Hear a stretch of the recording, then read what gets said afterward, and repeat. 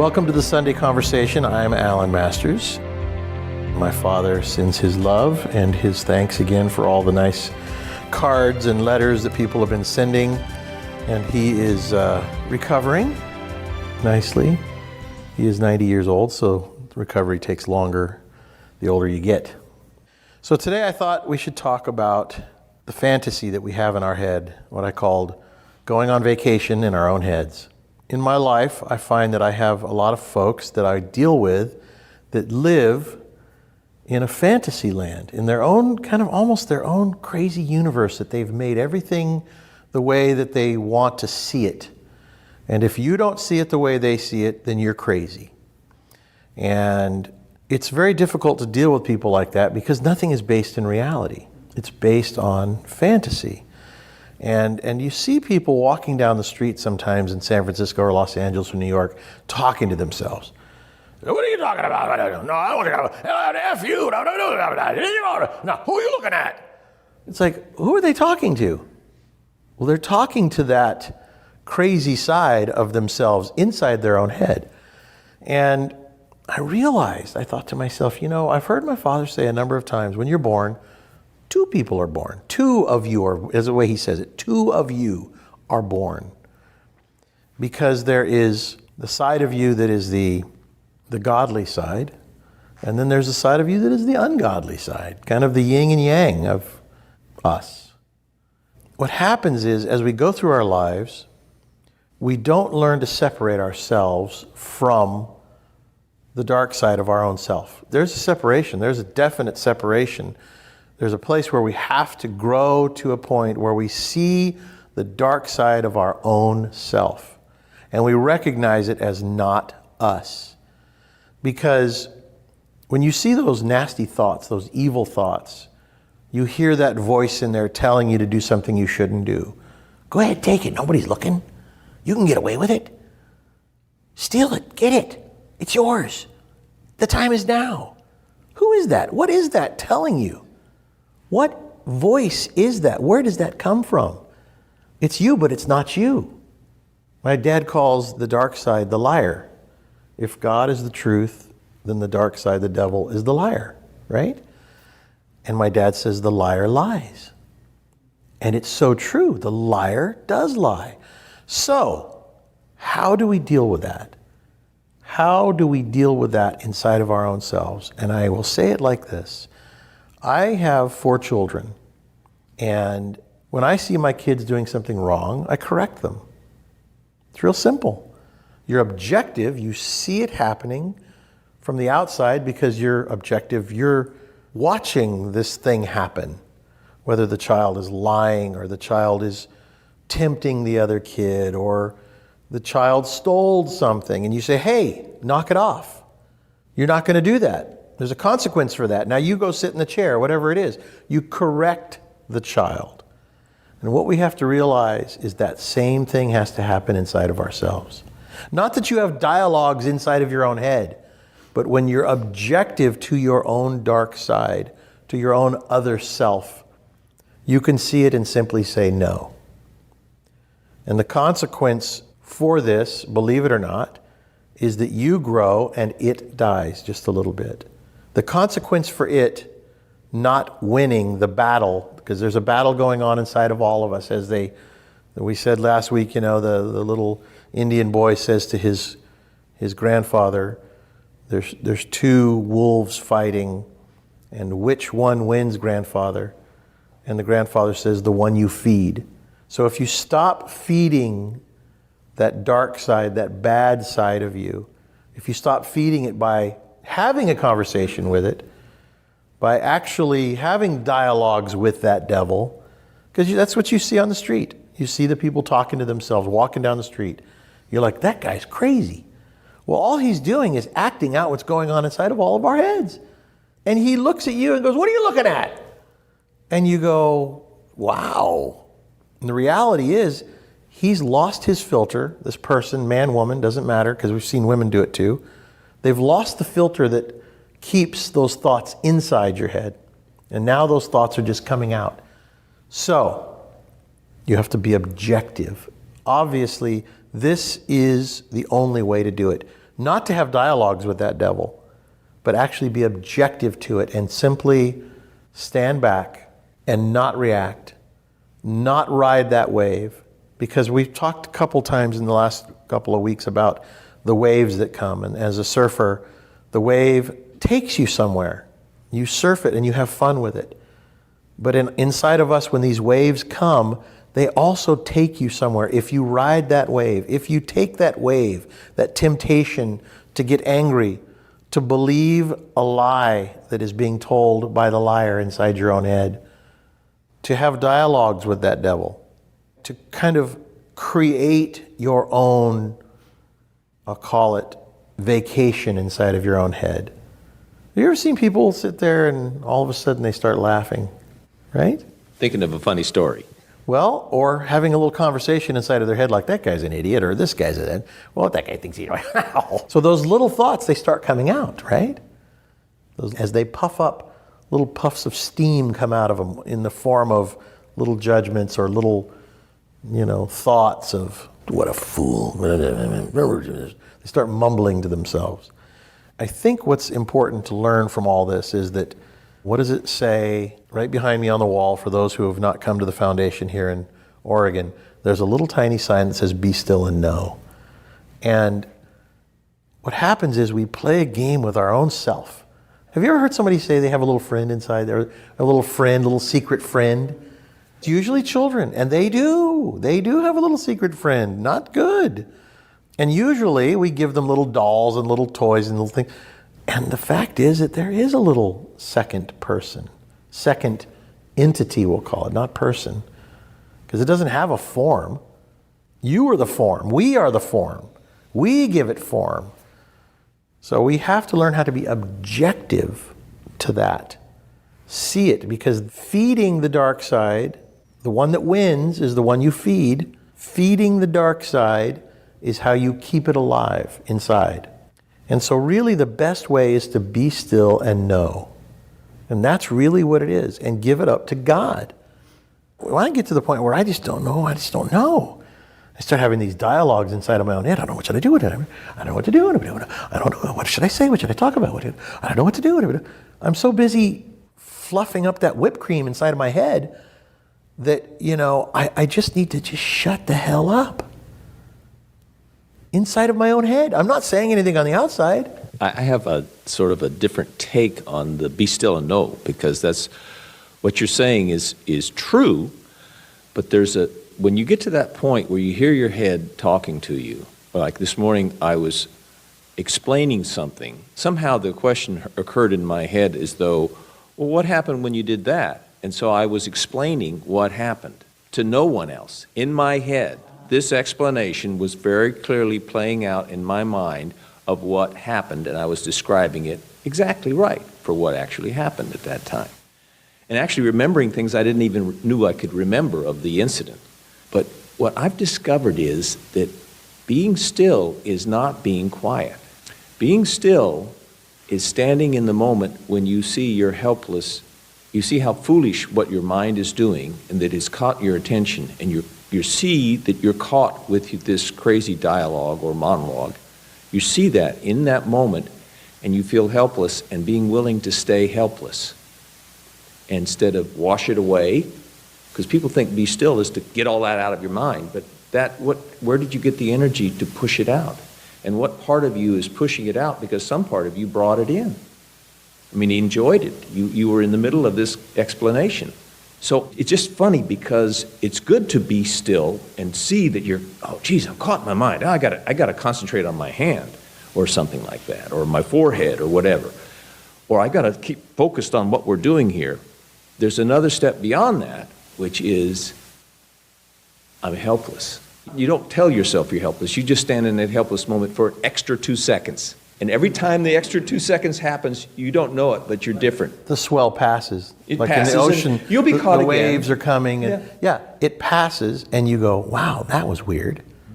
So, because you were describing a little bit about these things happen when you're meditating, right? I've got to concentrate on my hand or whatever it is. Totally agree. But this happens all day long. So it's simply what you said exactly. Stand still, or be still inside the mind. Just be still and watch it for a moment, and it goes away, it passes. Actually, because you take away the fuel, because it's being fueled by you. If you are focusing on it and feeding it, you are fueling it, giving it life. So if you just say, there it is, and just observe what's going on inside your head, just see what will it. happen if you let that moment just sort of extend a little farther? In the moment you notice it, you notice first you're caught in your head, and you're caught in your thoughts, and maybe even you see some emotion because you're judging somebody or something in that. You notice that too. Sort of, you don't see it, but you kind of sense it.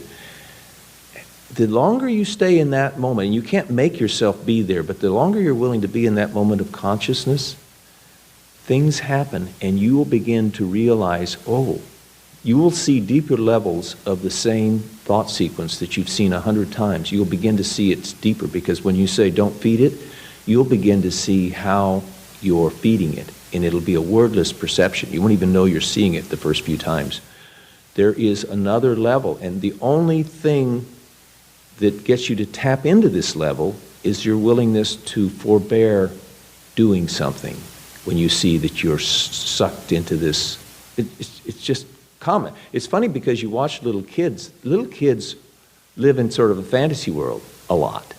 I mean, they make up things and make up stories, and this is real important to them, and it's nothing important at all. But you can see that from an adult's point of view, but a kid can't see that as he's caught in it. We come out of that to become adults. We really never get out of it. We make adjustments. We think we're out of it. We think, well, we can see on those kids, but we don't. We bring ourselves out of it in this way that cultures adjust. But really, you need to return to be a child again, that helpless way. Being in that helpless place and not knowing what to do next, but only seeing what's there. To become an adult, you had to know what to do next. They told you, well, you can't do this, and you have to do that, and you learned how to do it. If you're willing to stay in that moment long enough, and you don't force it, you say, I'm going to stay here. It's not a will thing at all. It's just you find yourself being there because you see, we always fall into these things. You will begin to be changed. And the change will come, and you will be helpless to recreate it the next time. The next time you may be aware, but you're only aware you're aware of your weakness. You're not aware of any change. You're stuck in this thing. It's a real delicate, this be still and know. There's a big jump between the still and the know. We just put a little word, and. There's two states. Be still, that's a state, and know that I am God, which is to say, the knowing that I am God somehow is letting in another presence that has power when you don't. So really, it's about be still and be humbled to know that I am God. So I agree with this, and I'll add one more level to this. I was making coffee this morning, and I had all this going on inside of my head. Temptation to try and say something here that is lofty and big. Then I have a conversation. Well, who are you to say something lofty and big? And then the conversation starts up, and my hands are doing whatever my hands are doing to make the coffee, and I all of a sudden step back, and I saw the conversation going on, like you were saying earlier about how you had the conversation happening, you were explaining something inside of your own head. And all of a sudden I stepped back and I saw this conversation going on. And that is the knowing. When you can step back and not hear the radio playing of some conversation going on, because God doesn't talk to you like that. God talks into your soul, and He gives you a knowing. A wordless, what my dad calls the wordless word. You just know. Be still and know, okay? So when I see my conversations going on in my head, which are uncomfortable, I must say, because who the hell am I arguing with? Do you know what I'm saying? Who is in there making me doubt, telling me I'm nothing? Who is that? What is that? That's not God, that's for sure. So when I can step back and be still, Then comes the knowing. And the knowing is a wordless word that ain't you.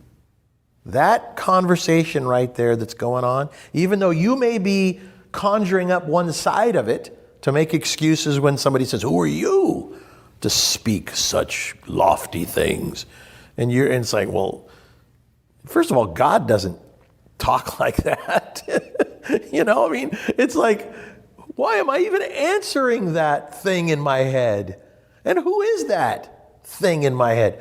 So it is uncomfortable. It becomes uncomfortable the moment I realize this is uncomfortable. Where is this conversation coming from? I'm completely alone in the kitchen. Yet I'm imagine if all of a sudden I did what the guy on the sidewalk in New York or San Francisco or LA does and start having an actual argument with this person. That's the difference between all the filters being gone. You're now having an argument with yourself. With just a random thought or a memory. Right, because you are giving fuel to that dark side. You are giving it life. You are feeding it. So, brings us back. How the heck do you get away from that? That's what the meditation exercise is all about, is separating yourself from that dark side of your own self. The little child inside of you that needs to be corrected, that needs to be told no. That's what we have to do, is recognize that we actually do have a little child inside of us that's a little kid that needs to be corrected. How do you tell yourself no when you want, to eat a pound of fudge or things you shouldn't eat, or have sex with somebody you're not married to? How do you tell yourself no? You just say no. But if you entertain those thoughts, they will grow and grow and grow, and you are feeding that dark, perverted side of yourself, and then you become a serial killer, a sex addict, whatever it is. You just have to say no.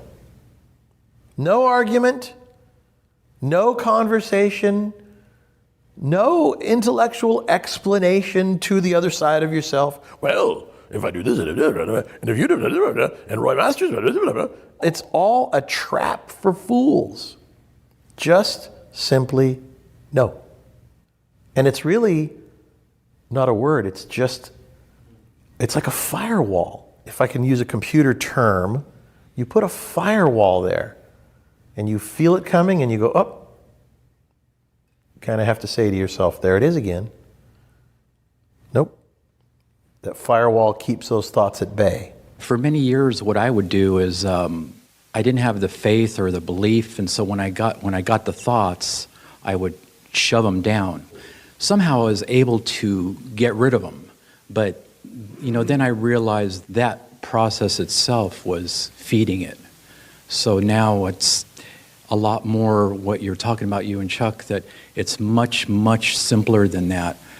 And like I was at work yesterday and I was going to a customer's, I was getting out of my car, this wicked thought came in my head, like, a judgment thing, Your own mind is there, believe it or not, to take you to hell if you're not careful. Yeah, I feel like my brain is a radio it's got the frequency that evil can use, and that's our test, I believe. That's right. That's why you have to evolve. What is the word? It's not evolve. It's when you move to a higher ground. There's a word I'm looking for. It'll probably come 2 days from now. But anyway, you do have to move to a higher ground, and you have to turn off that frequency. And how you do that, I think, is by truly yearning in your heart and seeking God. Asking the questions, is this the right thing? A lot of turmoil in my life right now, a lot. And I think that I say that because in my life, I think there is a lot. But my guess is you have a lot, and you have a lot, and you listening have a lot. We all have a lot of turmoil. The question is, are you dealing with it from a God-centered place inside of you? Or are you dealing with it from an emotional-centric point of view? He hurt my feelings. They hurt my feelings. I have an argument with a person every now and then, and it's a funny thing.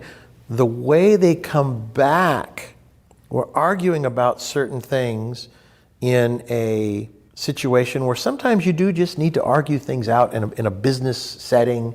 You know, I think I deserve this, I think I should have that, you haven't done your share, whatever it might be. You have to sit down and have a discussion. And sometimes it gets a little heated. But before it even gets heated, this one person always comes back with, why are you attacking me? And I always say, I'm not attacking you. These are the facts. How do you respond? Well, you're just evil for talking to me like that. Wait a second. You have to step back when somebody comes at you, because these are going to happen. These things are going to happen to all of us. Somebody's going to complain about something you did. Somebody's going to misunderstand something you wrote.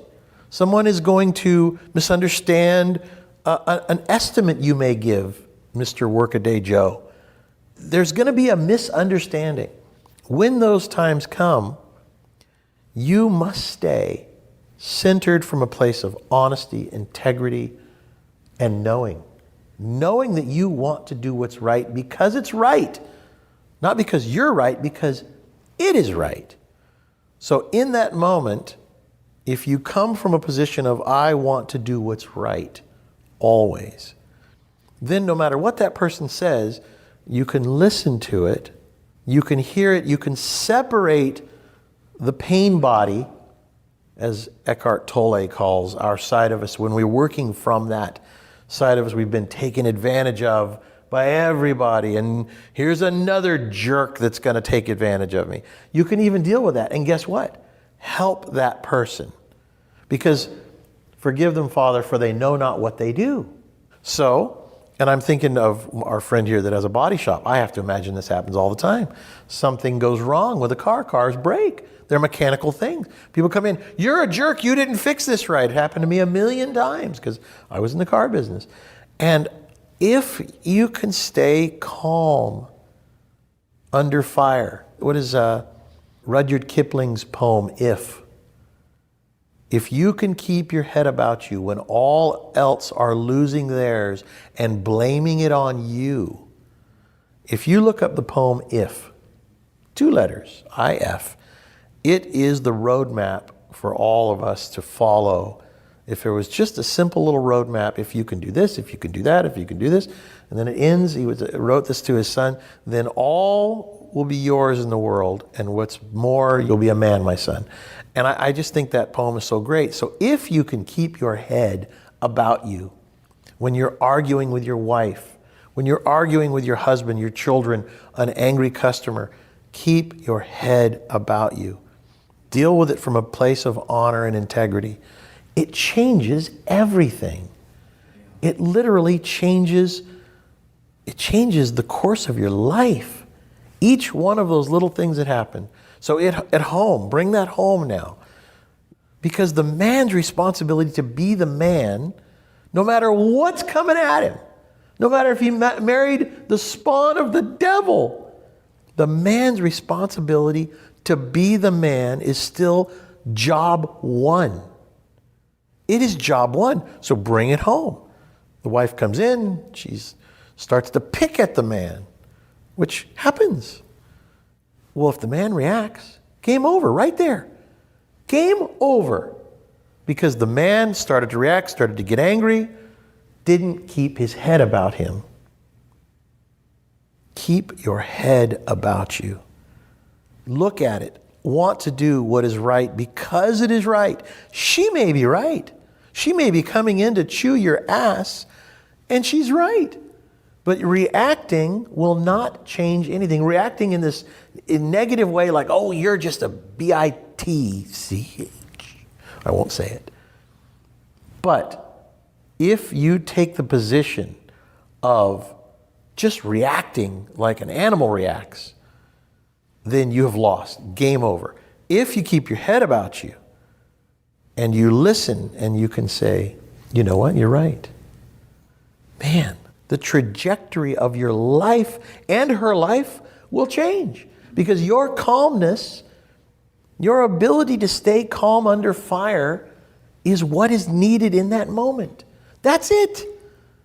That is it. Just stay calm, don't react, and want to do the right thing because it's right, no matter who's right or wrong. I remember, I'll give you a story real quick, and then we'll come back because I know you want to say something.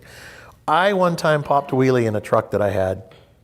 I had a Toyota Land Cruiser, and I put a big V8 engine in it, and I accidentally slipped the clutch, and the front wheels lifted off the ground, and I went, oh my gosh, I've got a vehicle that'll pop a wheelie. Now that's, little kids ride wheelies on their bike, and that's just fun, but when you can do that in a car. So I was 17 years old. I used to pop a wheelie just to pop a wheelie, and a cop saw me, pulled me over, and he wanted to give me a ticket for exhibition of speed. And I said, I wasn't speeding. He said, it doesn't matter. Exhibition. Exhibition. This is a road. You can't do things that are, like you're at a fairgrounds doing an exhibition. Exhibition. And I was arguing with him. I said, but I wasn't speeding. My foot slipped off the clutch. He knew I was lying. I was a lying 17-year-old kid, like all 17-year-old kids are lying. I knew that thing would pop a wheelie. So he says, where do you live? He gets my license and he says, I'm going to follow you home. We're going to have a talk with your father. I was like, oh my God, how could this guy know? That was worse than prison. You could take me to jail for 10 years, but don't tell my dad. So he takes me, we go down to my house. We're like 5 blocks from my house. We go down to my house. The cop car pulls up front. I'm getting out. My dad comes out. The cop tells him what's going on. You know what my dad said? Take him to jail. I said, what? You can't, no, please. I won't ever do it again. But I mean, it's like, life is so funny. I don't know where I was going with that, but that's just one of my funny, silly stories. But my dad, oh, that's what it was. I remember saying to my dad, I said, how could you do that? He said, you bloody fool. You could have gone to jail. I kept you from going to jail. And I said, what do you mean? He says, that cop knew that my dad was going to whoop my butt, which was worse than giving me a ticket. But my dad says, I'm going to do what's right because it's right, not who's right, what's right. And back to that same story again. When you face adversity, stay calm and you will know what to do. And it's a beautiful thing. But what happens, people live in these fantasy worlds that they conjure up because guess what? Imagine if you feed the dark wolf. It gets bigger and bigger and bigger, and nothing can come up against that big, dark, mean wolf. It's the big bad wolf now. And so what happens is you have people that have fed the dark wolf all their lives. And one day they wake up and they go, oh my Lord, what have I done? I've been feeding this dark side of me. And now nothing is able to fight against that because it is such a fierce, mighty dark side. So what happens is, if you feed the dark side your whole life, now you've got yourself a real problem. But it really is not that big of a problem at all. Because the dark side of you is always going to tell you it's that big already. Right? And usually, outwardly, people start to become big bad wolves and they start to look like big bad wolves. But inside of us, even as children, we fear the reaper, the big bad wolf, the monster in the closet, whatever it is. It tells you it's much bigger than it is. But all you have to do is take away its oxygen. Just like a flame. Have you ever put your hand over a lamp when there's a little flame in there and you put your hand over and you snuff out the oxygen? The flame slowly goes, boop, and it's gone. The dark side of you, the oxygen, is you believing in it or talking to it or feeding it with your life essence. Stop giving away your life essence. That brings me to what cancer is when it starts eating you. When the thing starts to consume you, it becomes cancer and it eventually takes you. The same way that we keep chickens and pigs and cows in cages and in pens, that thing keeps you in a state of mind of doubt, because it's consuming you. It's living on you. It's using your life to stay alive. Yeah. Anxiety. What an interesting thing anxiety is. Do we know what anxiety is? So I heard anxiety put this way. Anxiety is the fear of something that has yet to happen. So it hasn't even happened, but you're afraid it's gonna happen. You feel it coming, anxiety. It's like, oh, I'm going to lose my business. I'm going to lose my house. I'm going to lose my marriage. So what happens is before it's even happened, you're starting to react and starting to do things differently, and it hasn't even happened. Again, the liar lies. The liar says you're going to be a failure. You're going to this, and you're that, and the other, and this. And it's like all of a sudden the anxiety, and then your heart rate. And so what happens is it takes the thoughts and turns thoughts into physical. Your heart rate increases, your blood pressure goes up, and anxiety is something that is a lack of faith. It's a lack of saying, God will show me what to do, which is the answer of anxiety. The answer to anxiety is no. I refuse to feed that dark side with my life force, because I know that if I be still and know that God will show me the direction that I need to take before that thing happens. Like imagine, remember Moses got up to the Red Sea, the shore of the sea with all the Jews, and they're like, what now? Imagine the anxiety poor Moses had. What am I going to do? And then the seas parted. If God can part the seas, anything can happen. And I heard somebody said one time about if God feeds the birds in the trees and the animals in the forests, why would he not feed us and show us what to do? But the problem is we don't allow for God to show us because we are playing God. We're listening to that thing in our head. We're having dialogues with the devil, and the liar lies, and guess what? He takes us down the primrose path the wrong way. When we come to the edge of the ocean, we don't know how to fall down onto our knees and say, God, show me what I need to know. We just don't. We don't know how to be still and know.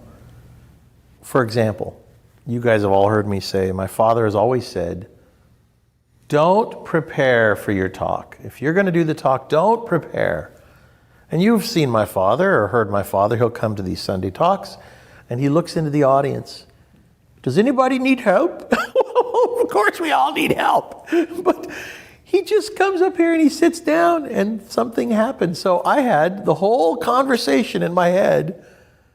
The whole thing went around and around for about half an hour in the shower, shaving, drying off, picking out my clothes. This whole thing. What are you going to talk about?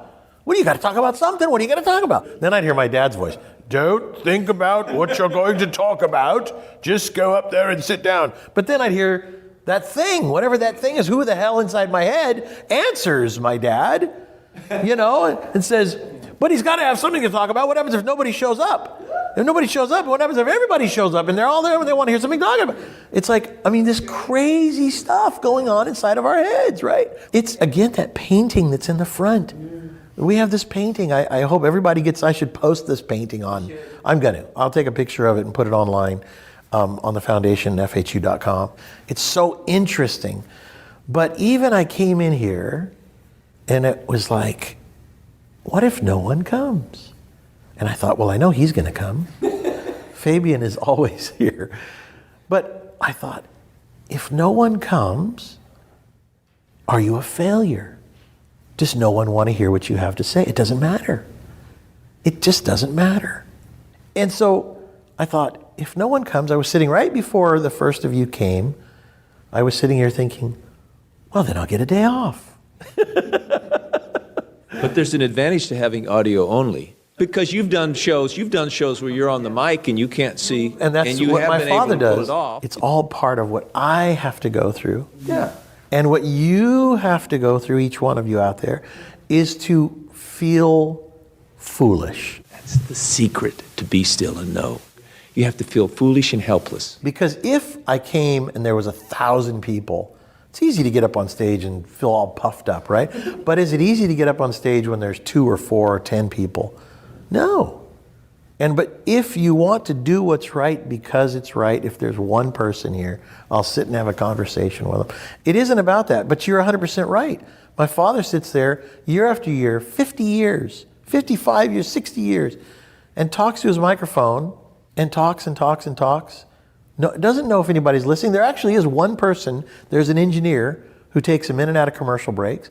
And so we started filming this for a little while, and sometimes he would sit and close his eyes and just talk from kind of the inner space in his mind, I guess you might say. We used to say, Dad, you can't sit there with your eyes closed. And he's like, why not? I said, because people are watching. He says, so what? He doesn't do it because it's a show.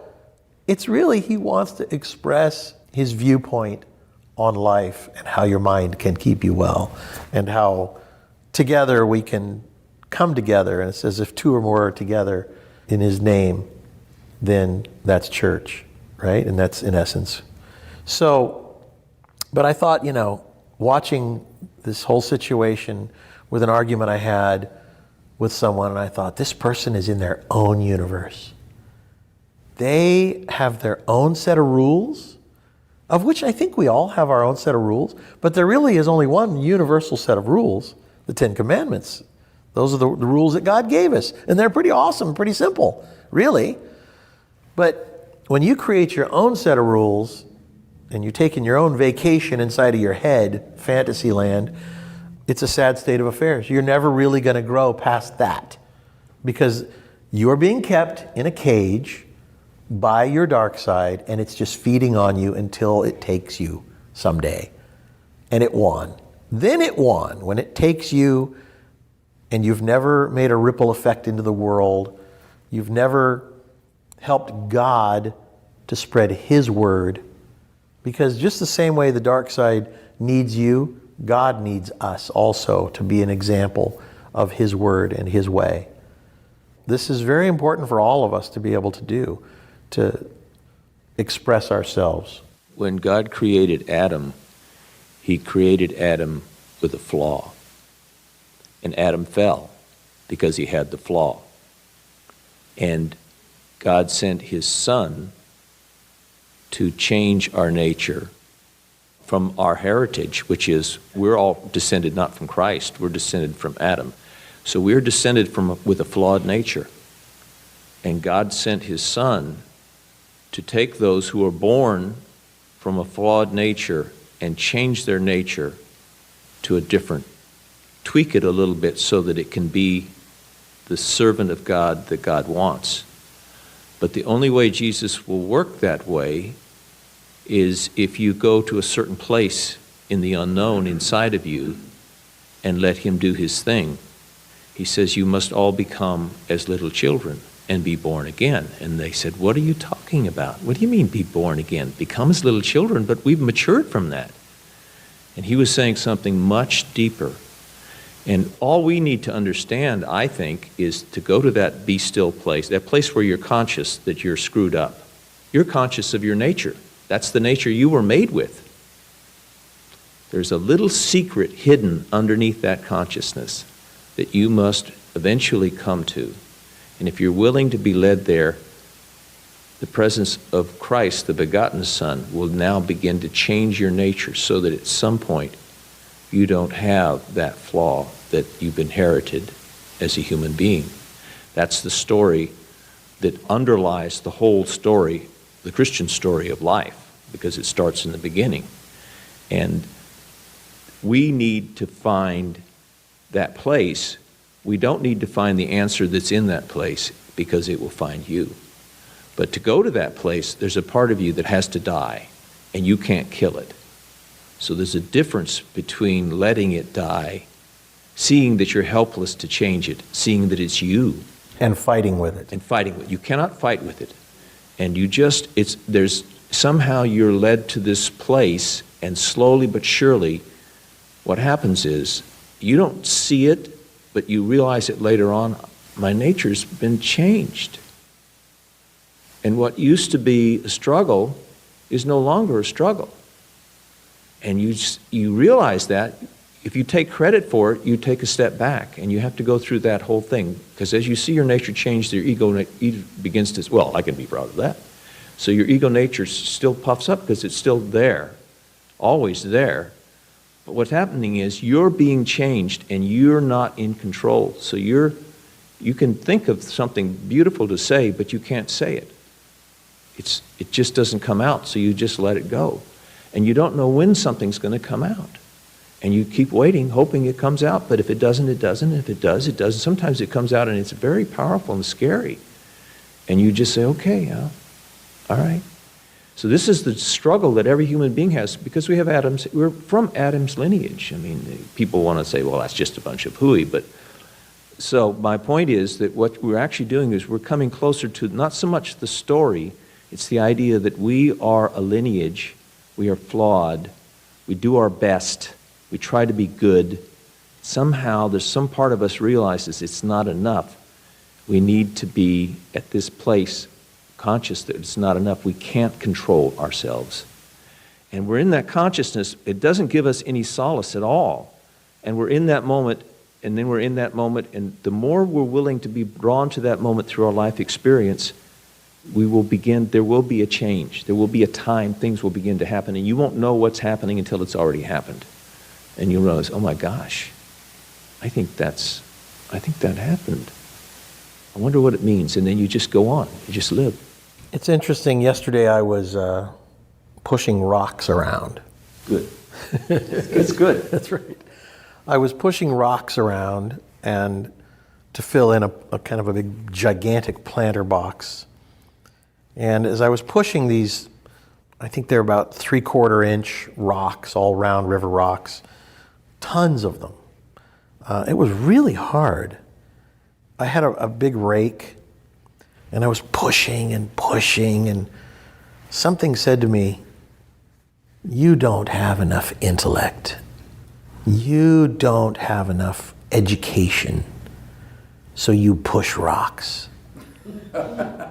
And I literally, it's like, where the hell does this stuff come from? That's a good one. And so I stopped for a second, and like Farmer John, I stood up and I held my rake, and I stood there and looked at my rocks, and I was like, where did that come from?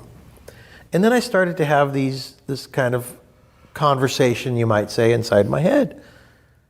I said, but do I need this intellectual knowledge from books, this education? Do I need all this to have God's understanding and to have God's wisdom in my heart? And nothing could be said from the other side. Question is magic. I just realized that I didn't have to argue with it. I just asked the question to God. Do I need all that knowledge and wisdom? Do I need all that? Not wisdom, because to me, knowledge doesn't equate to wisdom. Knowledge is just information on top of information on top of information. And I think part of what you said earlier, by the way, that other voice you've been hearing is Chuck Williams. He's one of our board of directors of the foundation. Thank you, Chuck. And Fabian, who is our faithful, always here faithful. But I realize we do need to return to being like children. And what does it mean to be like a child? What does it really mean? It means we have to shed the coat of arms that we have, the coat of knowledge, the big iron protection we have, stuff we learned in school and stuff we read in the books of knowledge and all those things that keep us from seeing the simplicity of the gift that God gives us.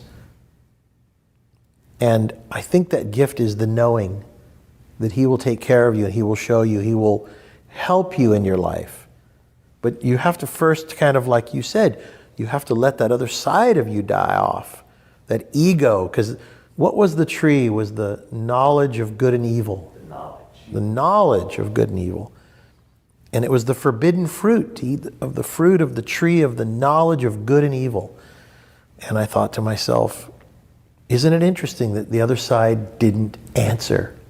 other side cannot stand in that moment. It loses power because you're in this. I snuffed it quandary. out. Your soul is crying out.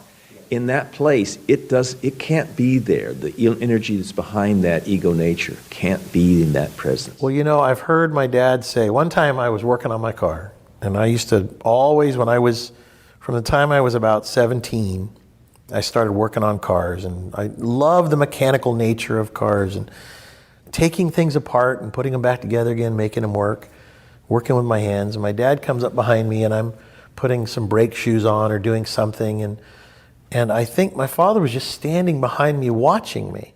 My dad was not a very mechanical person. He wasn't a good mechanic. He couldn't fix things. He would throw his tools. Oh, the damn thing. But anyway, I was fixing a car, and he stood there, and I turned around and looked up at him, and he says, "When the hands are at work, the mind is at ease." And I thought, yeah, because I was concentrating on something, looking at the mechanical nature of how it worked. And when you're doing that, it's like all that garbage conversation can't happen. It literally can't happen. You're like, your mind is saying, go away, I am focusing. Back to the concentration meditation exercise. And ever since that happened, I was about 17, whenever I would start working on something, I would hear my dad say, when the hands are at work, the mind is at ease. So I love working with my hands. I love being busy. Even if I'm just pushing rocks into place, plumbing, fixing things, doing things, when the hands are at work, the mind is at ease. Idle hands are the devil's workshop. Interesting about the hands, isn't it? When the hands are at work, the mind's at ease. Idle hands are the devil's workshop. Very interesting. And then, of course, my dad has a meditation exercise where you use your hand. I don't like sitting idle. I don't like sitting playing video games, feeding the fantasy side of my mind to where, guess what? When the video game is gone, my mind conjures up all those things. That's why you see all these killings in shopping centers with guns and all these things. They're just playing out what they've been playing on the video games. Idle hands are the devil's workshop. I used to get my kids to go work on cars with me. Go out and take that apart. Well, what happens if it doesn't work? I don't care. Take it apart. See how it's made. I'll help you put it back together again. If it doesn't work, who cares? At least you learned something from it. I think that's why my father, you will hear him say, open the Bible, any page, and read.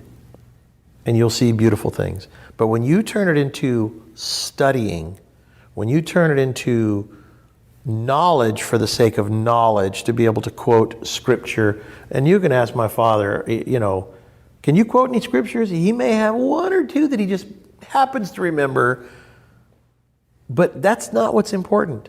It's the principle of what it's trying to teach you in that moment. Hence the reason why they call it the Living Bible. It's not just something you study and regurgitate. It's, you know, I'm sure there's plenty of scholarly people out there that are theologians that can help you to understand what is being said because they have all that knowledge. But I don't know that they're any better off than the guy pushing the rocks around. And I think perhaps farther away. So I don't know. I think that, you know, even with his books, open any of my books anywhere and read. Because he doesn't want people studying him. He calls them robots. He has for years and years and years. Who wants to have a person that's regurgitating all these things to you all the time? Now, I have a couple of dear friends that are what we'll call Bible studiers. Every single day they get up at 3 or 4 o'clock in the morning and they study for a couple of hours. And then I have one that sends me some sort of a verse or a chapter every single day. Every day I get it. I've already got it today. And I read it and I go, okay, that's cool. That's nice. But now, he probably studied a couple hours to get to that. Now, I don't know what he went through in his personal life. I don't know what kind of devils he carries with him and how much horror is going on in there. Maybe he has to, you know, go there and how many people, when you were at the darkest part of your life, you really had to turn to the Bible and read and read and read and read and be in the Word, they call it. Have you ever had to do that? Do you ever do that?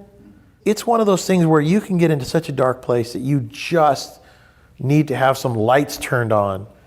And I think there may be a place for that at that dark moment. But once you realize, all right, I'm out of that.